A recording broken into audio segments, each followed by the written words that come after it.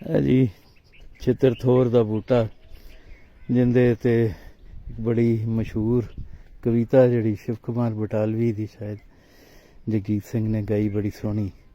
मैं कंडियारी थोर वे सजना उगी विच जो बेले ना कोई मेरी छावें बैठे ना पत खाण ले ले। ਇਹਦੇ ਨਾਲ चित्रथोर नाल एक लाल जिहा रंग का एक फ्रूट लगता है।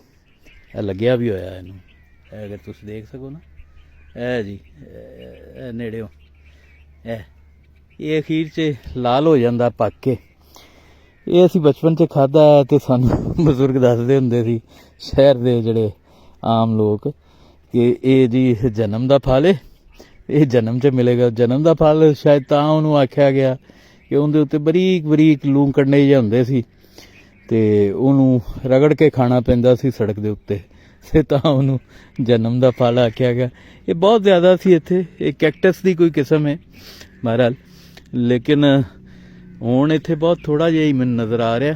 ये पूरा एरिया इहदे नाल भरिया हुंदा सी। ये बाबे मतू शाह दे दरबार दे पिछले पासे बहुत ज़्यादा सी। हुण बहुत थोड़ा रह गया क्योंकि आबादी बहुत वध गई। हुण इंसान ही कैक्टस बने पे ने। लो जी आ बड़ी वधिया थां लभी मैनू थोड़ा जिहा माजी विखाण वास्ते। इंज दियां खारां सन इत्थे और बहुत डूंघियां खारां सन। ये तो बलडोजरां नाल थां उन्हां पद्धर पुद्धर करती, लेकिन मींह पैण नाल फिर वो खारां कुछ ना कुछ बन गईयां ने, दोबारा बन गईयां ने। इत्थों मींह वस्या होना तो पानी वगया होना इत्थे ते खारां दोबारा पै गईयां क्योंकि उत्तों मिट्टी पई। ये ढाए ने जिन्हां दा मैं जिक्र कीता सी पहले वीडियो च। ये रिवर ब्यास का बैड है, यानी कि ताले हुंदा दरिया का, ते इहदे थल्ले पासे ये उत्ते टिब्बा है ते टिब्बे च खारां पईयां ने, खारां नाल ढाए बन गए ने। वड्डे वड्डे मिट्टी दे ढाए हुंदे सन, हुण ये काफ़ी छोटे हो गए ने।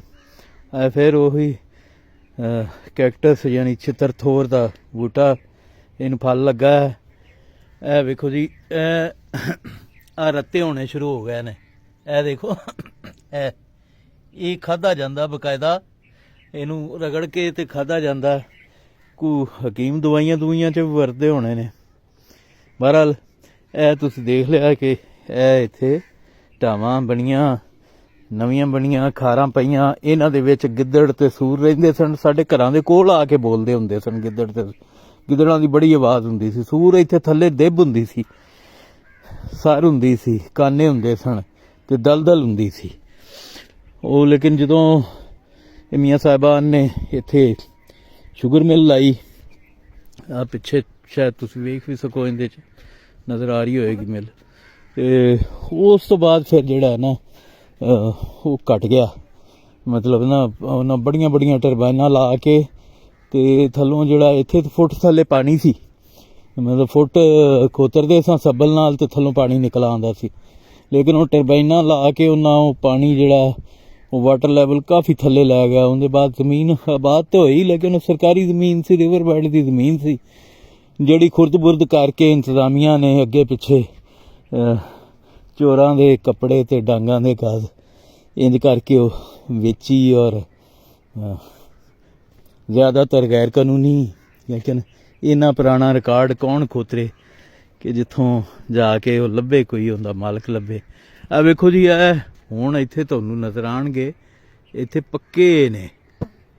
ए वेखो ए बिल्कुल पक्के होए चित्र दे जिहड़े फल ने चित्रथोर दे।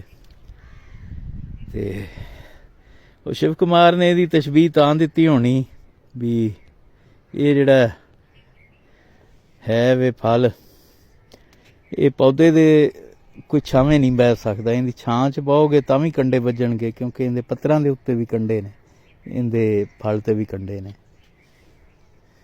बहरहाल जी मेरी तवक्कुआत दे बरअक्स कुदरत किते ना किते अपने आप नूं किसे ना किसे बहाने जिथों उहनूं थां लभदी नेचर नूं अपना आप विखांदी रहिंदी, जिंदा रहिंदी। उन्हें थोड़ी जी थां बची ते इत्थे वाहवा ज़्यादा चित्रथोर नज़र आंदा पिया बूटे। इन्हां नूं प्रिजर्व करन दी लोड़ है। ये लोकल जिन्स है, ये कैक्टस की कोई खास किस्म है ते और ये फ्रूट वाली किस्म है। ਇਹਨੂੰ ਪ੍ਰੀਜ਼ਰਵ ਕਰਨ ਦੀ ਲੋੜ ਹੈ, ਇਹਦੇ ਉੱਤੇ ਰਿਸਰਚ ਕਰਨ ਦੀ ਲੋੜ ਹੈ, ਜਿਹੜੀ ਕਿ ਸਾਡੀ ਯੂਨੀਵਰਸਿਟੀਆਂ ਕੋਈ ਨਹੀਂ ਕਰਦੀਆਂ।